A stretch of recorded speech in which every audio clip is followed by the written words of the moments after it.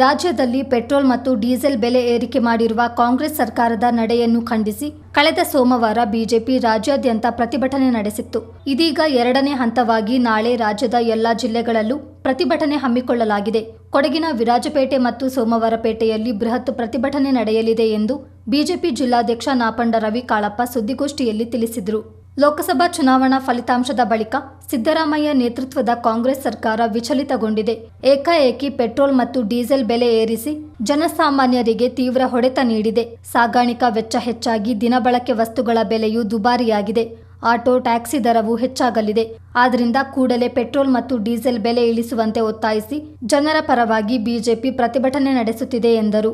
ಆಡಳಿತ ನಡೆಸುವಲ್ಲಿ ಕಾಂಗ್ರೆಸ್ ಸಂಪೂರ್ಣ ವಿಫಲವಾಗಿದೆ. ಹಿಂದೆಂದೂ ಕೇಳರಿಯದಂತಹ ರೀತಿಯಲ್ಲಿ ಸರಣಿ ಕೊಲೆ, ದೌರ್ಜನ್ಯಗಳು ನಡೀತಿವೆ. ಜನವಿರೋಧಿ ಸರ್ಕಾರ ಇರುವವರೆಗೆ ಜನರಿಗೆ ನೆಮ್ಮದಿ ಇರೋದಿಲ್ಲ.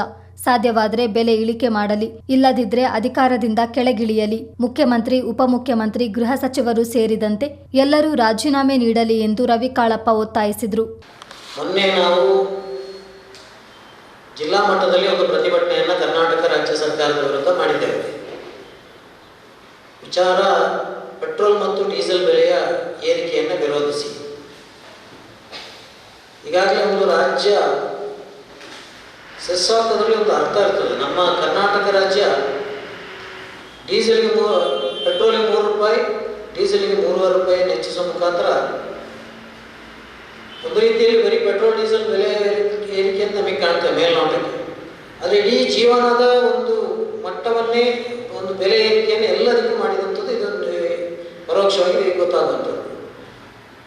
ಇದರಿಂದ ದಿನನಿತ್ಯ ಬಳಕೆಯ ಪ್ರತಿಯೊಂದು ವಸ್ತುಗಳ ಬೆಲೆ ಏರಿಕೆ ಆಗ್ತದೆ. ಯಾಕೆಂದರೆ ಸಾಗಾಣಿಕೆ ವೆಚ್ಚ, ಪೆಟ್ರೋಲ್ ಡೀಸೆಲ್ ಇಲ್ಲದೆ ಯಾವುದೂ ನಡೆಯೋದಿಲ್ಲ. ಅದರಿಂದ ಇದು ಜನಸಾಮಾನ್ಯರಿಗೆ, ಬಡವರಿಗೆ, ಕಾರ್ಮಿಕರಿಗೆ ಅತ್ಯಂತ ಒಂದು ದೊಡ್ಡ ಹೊರೆಯನ್ನೇ ರಾಜ್ಯ ಸರ್ಕಾರ ಹೇರುವಂಥದ್ದು ಆಗಿದೆ.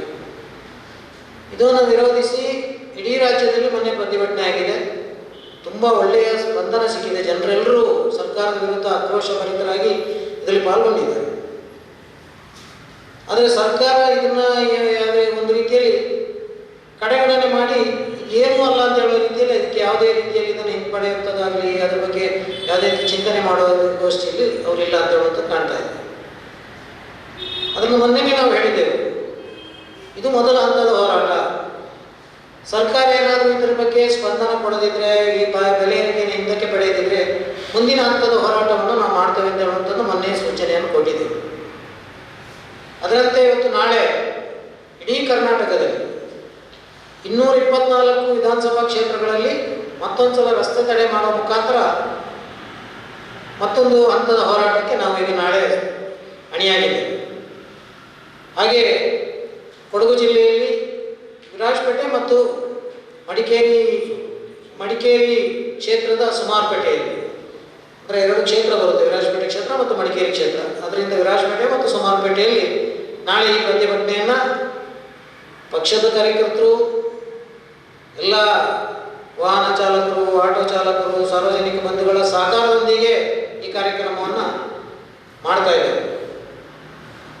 ಸರ್ಕಾರ ಈಗಾದರೂ ಇದನ್ನು ಮನಗಂಡು ಹಿಂದಕ್ಕೆ ಪಡಿಬೇಕು. ಕೇವಲ ಸರ್ಕಾರ ನಡೆಸುವಂಥದ್ದು ಏನು ಜನಸಾಮಾನ್ಯರಿಗೆ ಹೊರೆ ಮಾಡುವಂಥದ್ದು, ಅಥವಾ ಈಗಾಗಲೇ ನೋಡಿ ಅನೇಕ ವಿಚಾರಗಳ ಬಗ್ಗೆ ಸರ್ಕಾರದ ವಿರುದ್ಧ ಜನರು ಆಕ್ರೋಶಭರಿತರಾಗಿದ್ದಾರೆ. ಸೋಮವಾರಪೇಟೆ ಮತ್ತು ವಿರಾಜಪೇಟೆ ಮುಖ್ಯ ರಸ್ತೆಯನ್ನು ತಡೆದು ಪ್ರತಿಭಟನೆ ಮಾಡಲಾಗುವುದು. ಬೆಲೆ ಇಳಿಕೆ ಮಾಡುವವರೆಗೂ ವಿಧಾನಸಭಾ ಕಾರ್ಯಕಲಾಪ ನಡೆಯಲು ಬಿಡುವುದಿಲ್ಲ ಎಂದು ಪ್ರಮುಖರಾದ ಸುವಿನ್ ಗಣಪತಿ ಹಾಗೂ ಗೌತಮ್ ಎಚ್ಚರಿಸಿದರು. ಭಾರತೀಯ ಜನತಾ ಪಾರ್ಟಿಯವರೆಲ್ಲ ಪಕ್ಷದ ಕಚೇರಿಯಲ್ಲಿ 10:30 ಗಂಟೆಗೆ ಸೇರಿ ವಿರಾಜಪೇಟೆಯ ಮುಖ್ಯ ರಸ್ತೆಗಳನ್ನು ನಾವು ಬಂದ್ ಮಾಡೋರಿದ್ದೀವಿ. ಅದಕ್ಕೆ ನಮ್ಮ ಕಾರ್ಯಕರ್ತರೆಲ್ಲರೂ ಹೆಚ್ಚಿನ ಸಂಖ್ಯೆಯಲ್ಲಿ ಬಂದು ಈ ಕಾರ್ಯಕ್ರಮವನ್ನು ಯಶಸ್ವಿ ಮಾಡ್ತಾರೆ. ಈಗಾಗಲೇ ಅಧ್ಯಕ್ಷರು ಹೇಳಿದಾಗೆ ಒಂದು ಕಡೆ 2,000 ಮಹಿಳೆಯರಿಗೆ ಕೊಡೋದು, ಇನ್ನೊಂದು ಕಡೆಗೆ ಪೆಟ್ರೋಲು ಡೀಸೆಲ್ ಜಾಸ್ತಿ ಮಾಡೋದು, ಇದು ಒಂದಲ್ಲ ಒಂದು ಕಡೆ ನಮಗೆ ಮತ್ತೆ ಬರ್ಡನ್ನೇ. ಈಗ ಎಸೆನ್ಷಿಯಲ್ ಕಮಾಡಿಟೀಸ್ಗೆ ರೇಟ್ ಮತ್ತೆ ಜಾಸ್ತಿ ಆಗ್ತದೆ.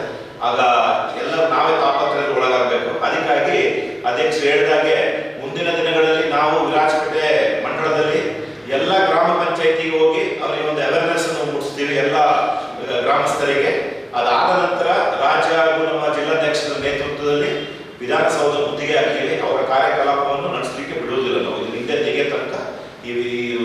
ಹಂತವಾಗಿ ನಾವು ಪ್ರೊಟೆಸ್ಟ್ ಮಾಡ್ತಾನೆ ಇರ್ತೀವಿ.